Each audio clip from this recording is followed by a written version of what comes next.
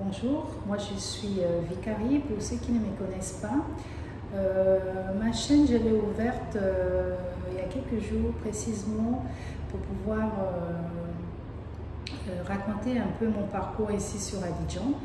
Donc voilà, partager avec vous ces parcours et vous dire qu'est-ce qui m'a emmené ici sur Abidjan. Et puis pourquoi pas aussi dans ces publics, il y a des gens qui souhaitent soit s'élancer en Afrique ou à Abidjan ou ailleurs dans le même projet que celui qui m'a emmené ici sur Abidjan.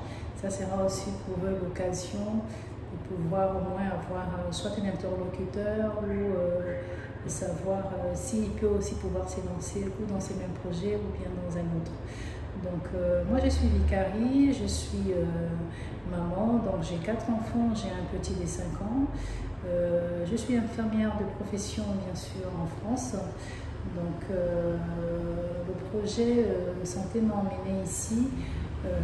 Depuis quelques années ça a trotté dans la tête, mais tout ça s'est vraiment accéléré après nos vacances en 2022 où nous avons été personnellement confrontés lors de notre fameux trek en forêt équatoriale où voilà, la santé est revenue, mais heureusement que voilà, je suis du domaine et qu'on a pu surmonter cela. Mais aussi quelques mois auparavant, voilà, personnellement, il y a eu un bouleversement professionnel. Donc tout ceci mélangé donc au retour de mes vacances de 2022. Donc voilà, j'ai commencé d'abord en premier lieu en me disant tiens, je vais ouvrir un centre de formation en soins infirmiers. Finalement, c'était une pharmacie et puis précisément l'idée vraiment s'est peaufinée pour faire un centre de santé pluriprofessionnel dans lequel il y aura bien sûr plusieurs départements où surtout comment on appelle ça, la prévention sera vraiment le cheval de bataille, la promotion de la santé, l'éducation thérapeutique. Donc voilà comment cette idée a vraiment cheminé. Donc jusqu'à là, à partir du mois de mai de 2023, donc je commençais à faire le premier voyage, donc c'était en Côte d'Ivoire, où premier repérage, toujours le premier repérage. Et tout le monde le dit, hein, mais moi je suis dans cette expérience, donc avec mon expérience à moi, donc toujours faire le repérage, aller avant une fois, voir déjà comment ça se passe et pourquoi pas une deuxième, une troisième, une quatrième. On peut avoir toute l'idée, tout son projet, mais ça ne fait pas tout. Donc c'est vrai qu'il faut avoir du capital déjà pour faire son projet, parce que comme ne vous demande pas, sans capital on ne peut rien faire. Si on veut faire son projet bien et sereinement, il faut du capital, première chose. Savoir où on veut aller, la destination, être sûr de ce qu'on veut faire et connaître vraiment sa destination, où on veut aller. Donc venir déjà en repérage, donc je suis venue une fois en repérage. Je suis venue une deuxième fois encore en repérage. Et la première fois où je suis venue en repérage, c'est quelque chose de fou, de malade. C'est comme si j'avais toujours été dans cette ville, dont je n'ai ni père, ni mère, ni personne que je connais au niveau famille. J'ai énormément de collègues qui sont de la Côte d'Ivoire. J'ai énormément aussi d'amis qui sont de la Côte d'Ivoire, et j'ai deux mamans ivoiriennes qui m'ont adoptée. Donc voilà, maman adoptive. Et donc en arrivant ici en Côte d'Ivoire, c'était comme si j'avais toujours connu ce pays, ces côtés chaleureux des personnes, où les gens sont prêts à vous aider, où l'entente est tout de suite passée.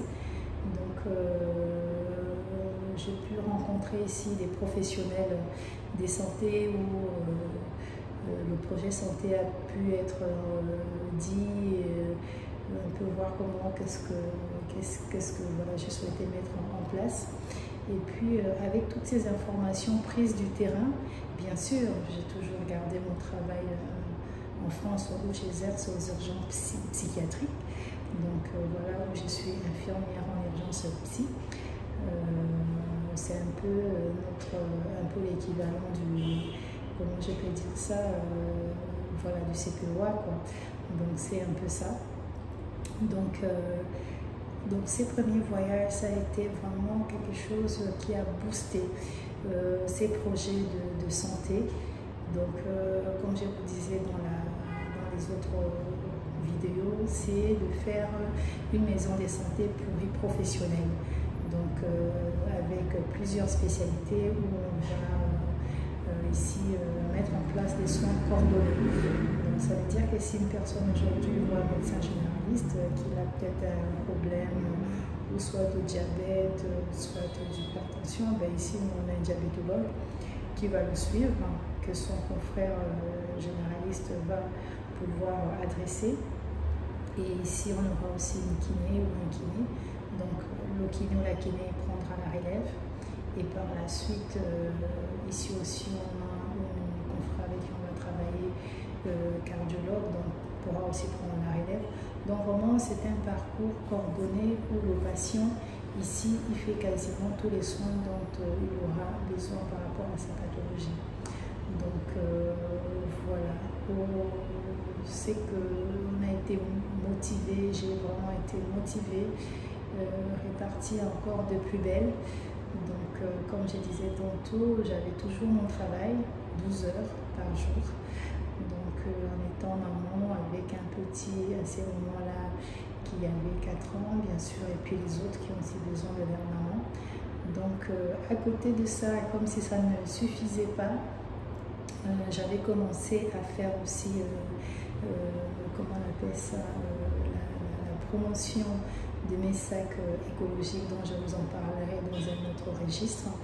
Donc je faisais en même temps la promo de mes sacs écologiques dans la marque Cabalex. Donc il y avait au Palais des Congrès cette exposition où j'ai aussi participé activement à pouvoir promouvoir la marque Cabalex, des sacs écologiques faits avec du plastique recyclé. Donc avec bien sûr l'appui de toute ma famille, de mon mari, de mes enfants, de ma belle famille, de vraiment toute ma grande famille, des amis.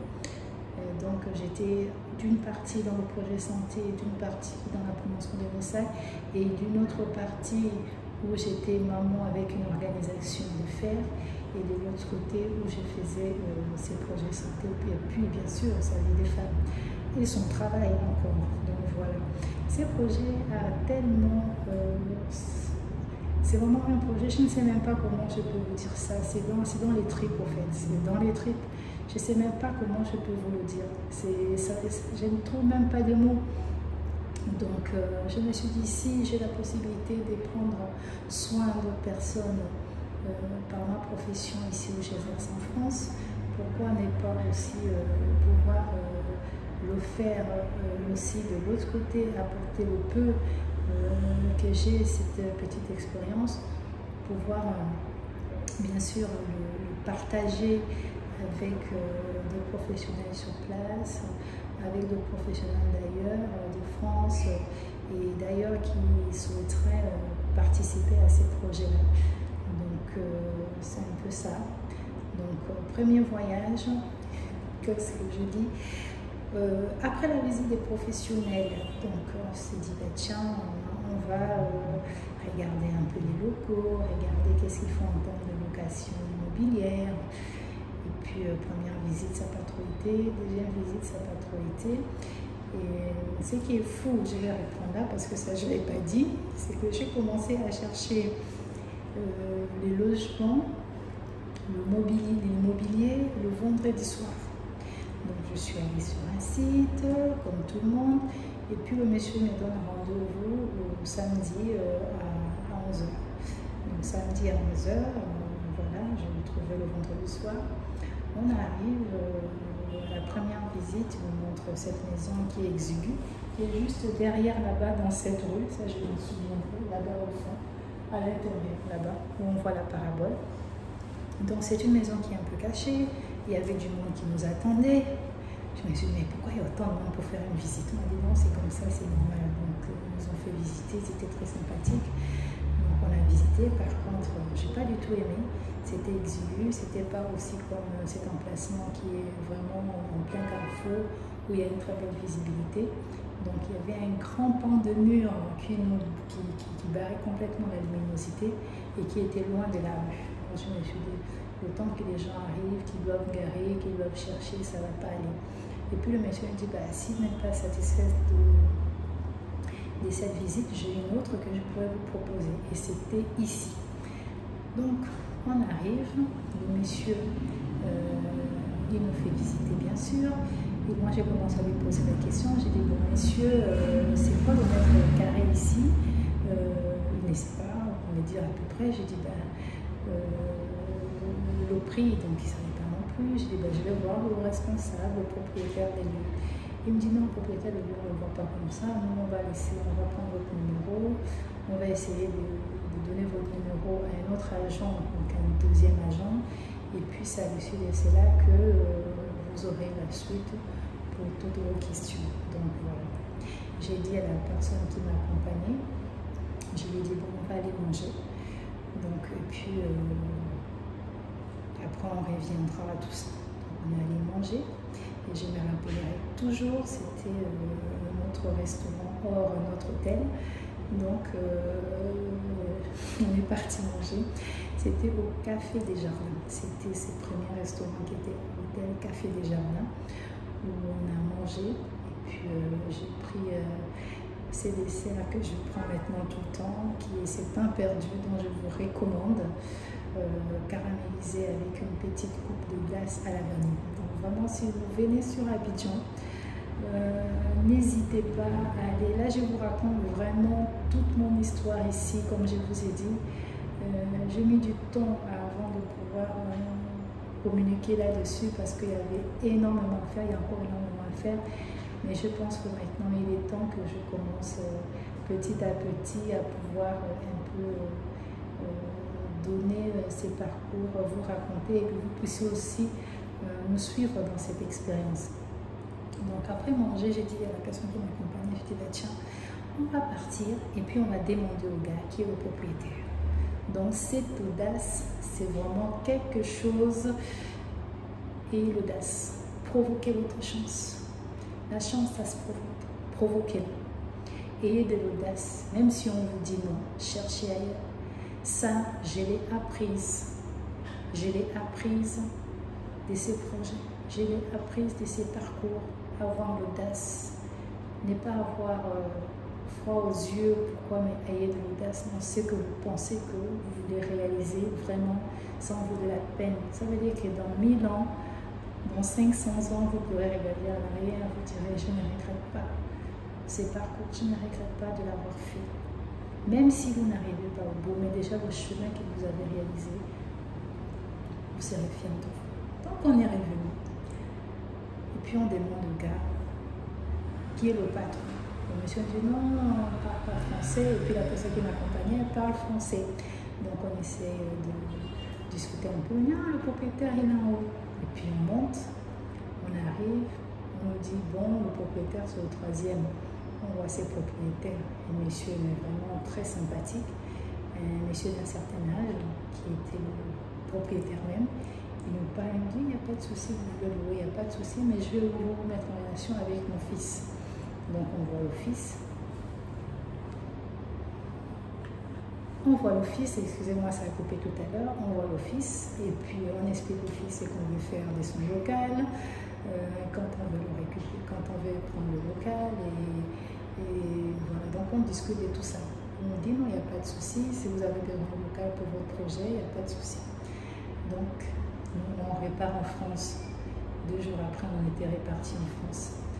Mais ce que je retiens de ça, j'ai encore la chair de poule quand je repars, ce que je retiens de ça, c'est que tout ce dont on veut réaliser dans la vie, vraiment, tout ce dont on veut réaliser, quand vraiment c'est quelque chose dont on ne sait même pas comment on peut expliquer, il ne faut pas avoir peur, il faut y aller. Même si vous pensez qu'on va vous dire non, il faut y aller. Quand j'étais venue voir ces locales, ça c'est quelque chose que j'ai dit à mon grand frère il n'y a pas longtemps, j'ai dit c'était comme si j'avais toujours été dans ces locales, maintenant qu'il est fini. C'est quelque chose d'incroyable. Je me suis sentie tout de suite bien. Tout de suite, j'ai commencé à projeter qu'est-ce que je ferais et comment je vais emplacer les locaux. Mais c'est quelque chose de dingue. Quand je commence à réfléchir à ça, je me dis, mais c'est un truc de fou. C'est un truc de fou, au fait. J'ai commencé déjà à projeter, à me dire, là, il y aura le labo, là, il y aura ça, là, il y aura ça. J'avais déjà, comme si j'avais déjà cette conception inachevée, mais j'avais déjà cette conception de la chose. Donc, je suis repartie avec ces sentiments où je me suis bien sentie dans ces lieux. Je ne sais pas comment je peux vous l'expliquer, mais ça s'est fait ainsi. En repartant, je n'ai jamais, mais jamais coupé les liens avec le propriétaire. On s'appelait quasiment toutes les semaines, si ce n'est pas tous les 2-3 jours. Donc le lien a été maintenu tout le long. Tout le long. Tout le long. J'ai fait un deuxième voyage où je suis venue. Là, cette fois-ci, j'ai été mis en relation avec comment on appelle ça, un maître d'œuvre avec qui on a fait les devis. Donc on a démarché, je ne vous dis pas, dans Abidjan avec cette chaleur. On a pris le Yango, on a pris le taxi-compteur, je suis allée à pied, je n'ai jamais fait ça de toute ma vie, où on a démarché pour aller chercher du matériel, des constructions, dans tout Abidjan, à Cap Sud, ou je ne sais où, dans les quincailleries, on a tout fait, on a fait des devis. Donc tout mon séjour ici, c'était de faire des devis. Et puis, ça a été le troisième voyage. Et quand je suis rentrée, savez-vous que depuis quasiment plus de 1 an et demi, j'ai travaillé ces projets comme pas possible. Je finissais le travail, le soir j'avais encore des visios, j'avais encore des coachings où je travaillais ces projets. Je le travaille ces projets. C'est quelque chose vraiment de fou. Ça a été le travail à l'infini, où ça a été travaillé avec une équipe. Donc, ça a été quelque chose de fou, le cerveau collectif. Mais j'étais à fond,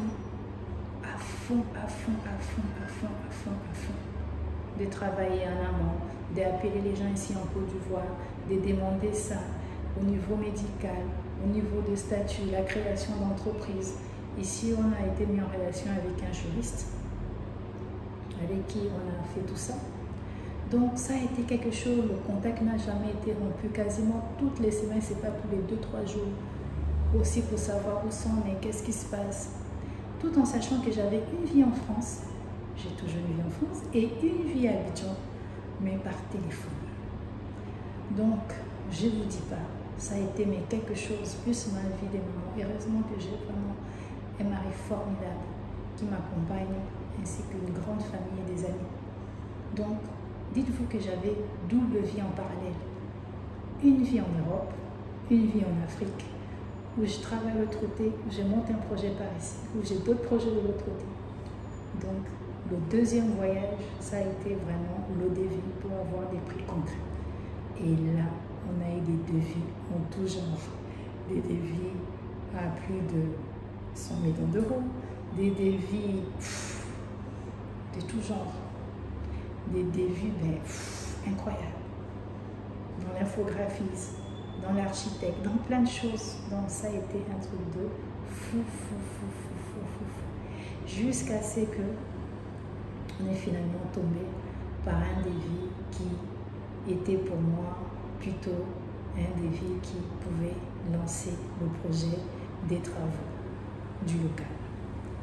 Donc, je rentre en France, je retravaille et dites-vous que j'avais déjà mon collègue, que voilà, j'ai tel projet, que je ferai ici, je ferai ça, dans mon cadre. Donc j'avais déjà annoncé à tout le monde, voilà, que je prendrais ces temps-là pour pouvoir faire X et Y choses. Donc vraiment, j'ai remercié tout le monde, quoi. J'ai remercié tout le monde de cette bienveillance, de cet encouragement, tout en ayant ce courage, tout en ayant cette envie, tout en voulant avancer.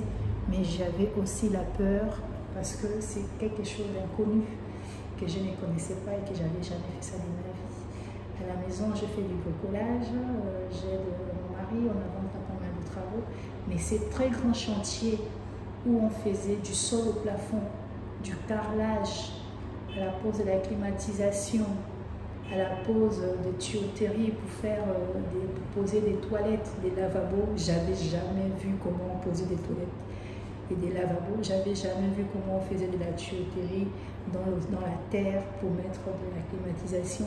J'avais jamais cloisonné, et j'avais jamais fait être ni cariste, ni rien de tout ça.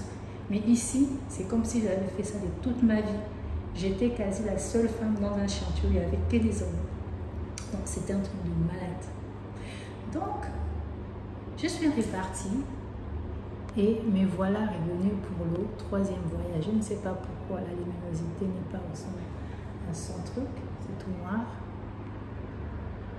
Bon, tant pis, hein, on va parler comme ça. Donc, je suis partie.